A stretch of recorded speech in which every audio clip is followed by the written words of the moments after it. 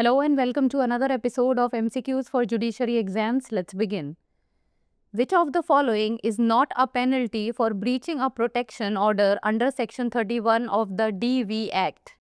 Imprisonment, fine, both imprisonment and fine, or community service? The correct answer is option D.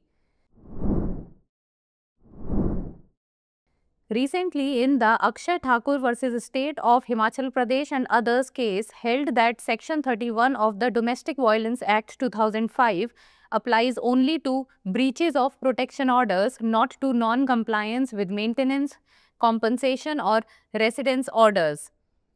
Section 31 of the Protection of Women from Domestic Violence Act 2005 prescribes a maximum punishment of imprisonment for a term up to 1 year or a fine extending to 20,000 rupees or both for contravention of such orders.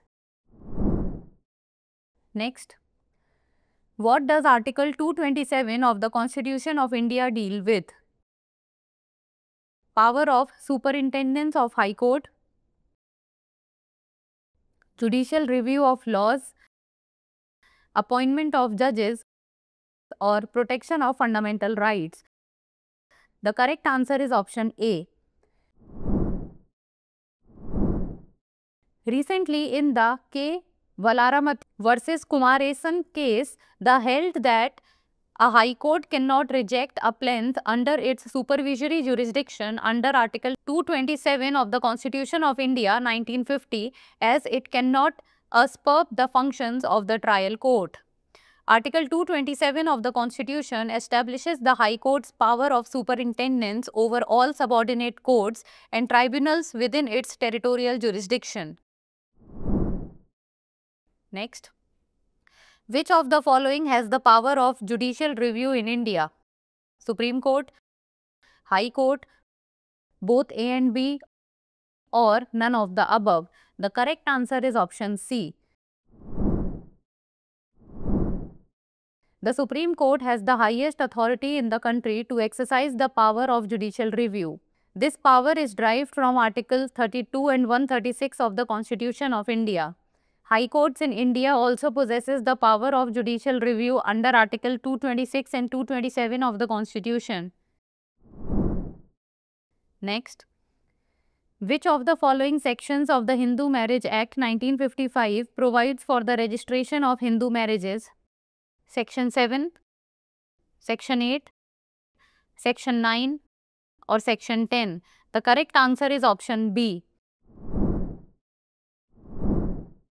Section 8 of the Hindu Marriage Act 1955 provides for registration of Hindu marriages. Section 8 of the Act empowers the state governments to make rules regarding registration of Hindu marriages.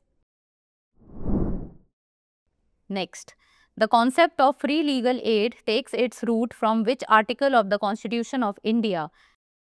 Article 30, Article 39, Article 38 or Article 39A? The correct answer is option D. The concept of free legal aid in India takes its root from Article 39A of the Constitution of India. Article 39A was introduced by the 42nd Amendment of the Constitution in 1976. Now it's time for the practice question. Concurrent list is given in Schedule 4 of Constitution, Schedule 5 of Constitution, Schedule 6 of Constitution or Schedule 7 of Constitution. Send the answer of this question in the comments below. That's all for today. Thank you so much for watching.